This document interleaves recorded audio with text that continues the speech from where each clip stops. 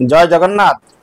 नमस्कार दर्शक बंधु, मु पीके जेना आज वीडियो रे आपण मानकु घरर रंग विषय कहबी।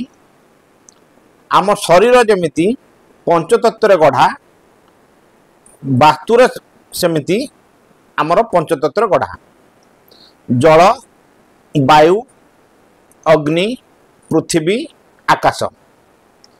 आमे जदि जल तत्व अग्नि तत्व रंग देदेबा ताहले बहुत असुविधा हो, कारण जल अग्नि शत्रु अग्नि जलर शत्रु।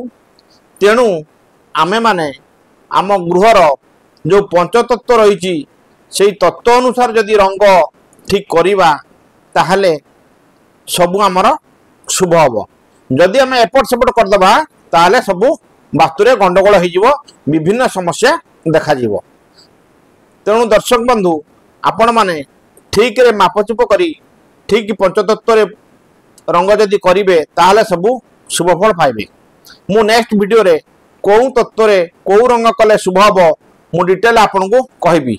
रहूची दर्शक बंधु, नमस्कार, जय जगन्नाथ।